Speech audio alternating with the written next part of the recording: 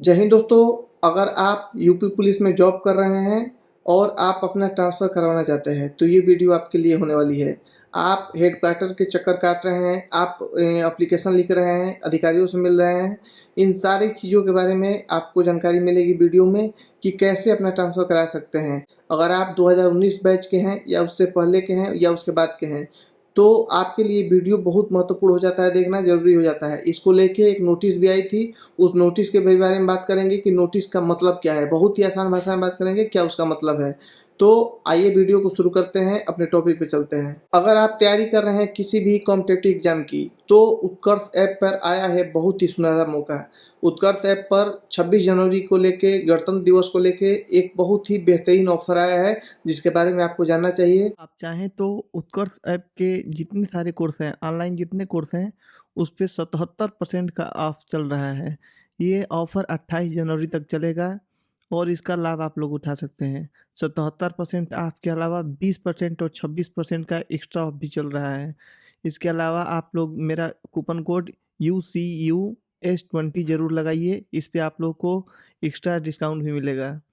तो आप लोग जिस चीज़ की भी तैयारी कर रहे हैं, उत्कर्ष ऐप पर उस जाके कोर्स को सेलेक्ट करिए और उसको बाय करिए।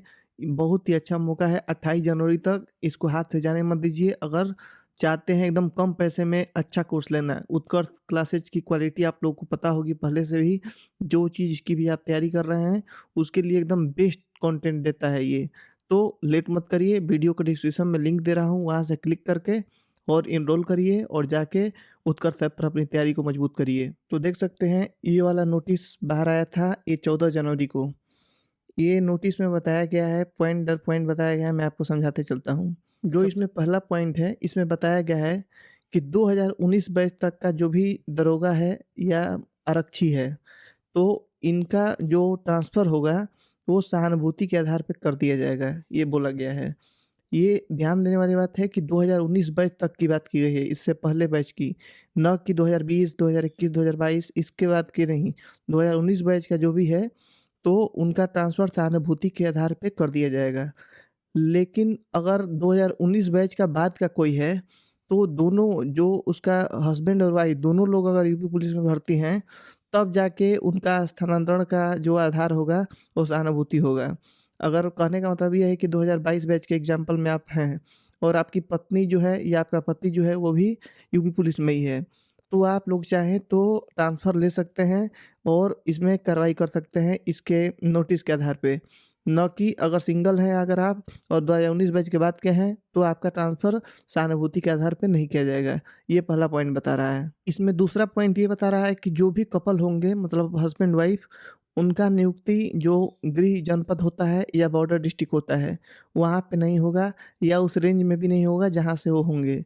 पहले भी ये प्रभावी हो चुका रह चुका है, आप लोग जानते हैं पहले से ही है ऐसा तो, कि अपने होम डिस्ट्रिक्ट में जैसे पोस्टिंग नहीं मिलती है या बॉर्डर डिस्ट्रिक्ट पे पोस्टिंग नहीं मिलती है, वैसे ही अभी भी इसमें स्पष्ट किया गया है कि हस्बैंड-वाइफ भी हैं, तो उनकी पोस्टिंग हस्बैंड-वाइफ की जो डिस्ट्रिक्ट होम डिस्ट्रिक्ट है और बॉर्डर डिस्ट्रिक्ट है, वहाँ पे नहीं होगी। तीसरा इसका पॉइंट ये बता रहा है कि बहुत सारे कि होता क्या था कि बहुत सारे लोग जिनको ज़रूरत होती थी, वो क्या करते थे ना कि एप्लीकेशन लिख के और चले जाते थे पुलिस मुख्यालय कि हमारा ट्रांसफ़र करना है, हमको ज़रूरत है, बहुत इमरजेंसी है।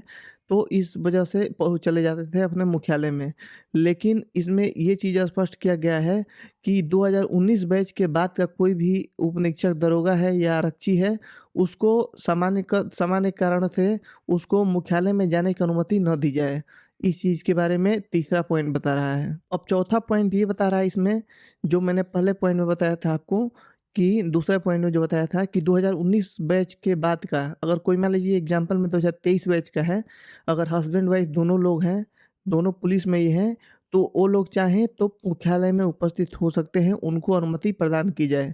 ऐसा मतलब ज़िले के जो भी कप्तान होंगे, कप्तान साहब होंगे, उनको मतलब जाएँगे एप्लीकेशन लिखे तो वो अनुमति दे देंगे।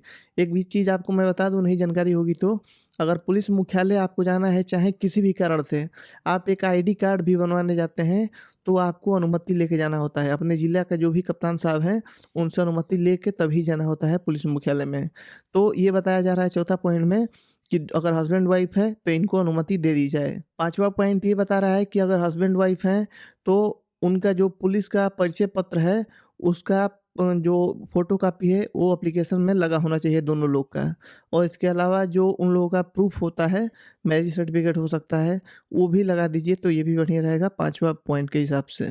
छठा पॉइंट ये बता रहा है कि मान लीजिए एग्ज़ाम्पल में आप अगर ट्रांसफ़र कराने के लिए पुलिस मुख्यालय जा रहे हैं, अगर वो मुख्य मतलब वहाँ उपस्थित हो रहे हैं, तो फिर आपको वहाँ पे सेवा विवरण आपका लेके जाना होगा। उसमें ये चीज़ होना चाहिए उसमें कि आप कहाँ पोस्टेड हैं। अगर आप यातायात जैसे ट्रैफ़िक में हैं, 112 में हैं, या आप मान लीजिए न्यायालय सुरक्षा ड्यूटी कर रहे हैं, या किसी का वीआईपी ड्यूटी कर रहे हैं, या किसी का गनर गनर हैं आप, तो वो चीज़ उसमें स्पष्ट लिखा रहना चाहिए कि इसमें ये काम कर रहे हैं। उसके हिसाब से वो लोग डील करेंगे आगे की बात। तो ये भी मतलब है कि एप्लीकेशन के साथ में आपका आईडी कार्ड और आपका सेवा विवरण का जो फ़ोटोकॉपी है, वो भी संलग्न रहना चाहिए कि आप लोग जा रहे हैं तो वहाँ पे क्लियर हो जाए ये चीज़। तो यही सब बातें बताई गई थी इस नोटिस के माध्यम से। इस नोटिस को देखा जाए ध्यान से तो 2019 बैच तक के जो भी सिपाही या दरोगा हैं, उनके लिए है फ़ायदेमंद है, और उसके बाद का जो भी सिपाही आरक्षी है, उसके लिए फ़ायदेमंद नहीं है। उसको 3-4 साल, 5 साल वेट करना होगा ट्रांसफ़र कराने के लिए। अगर 19 बैच तक का है तो ट्रांसफ़र हो सकती है, ईज़ी ट्रांसफ़र हो सकती है। उनको जो सहानुभूति के आधार पे जो होती है ट्रांसफ़र, वो अनुकंपा के आधार पे वो चीज़ इसमें बताया गया है नोटिस के बारे में। तो यही वीडियो में ये जानकारी देना था, जो चीज़ आपको मैं दे चुका हूँ। आप चैनल को सब्सक्राइब नहीं किए हैं तो सब्सक्राइब करिए, और आपका कोई क्वेश्चन है तो कमेंट करिए, मैं उसका रिप्लाई करूँगा। मिलते हैं अगले वीडियो में, तब तक के लिए जय हिंद।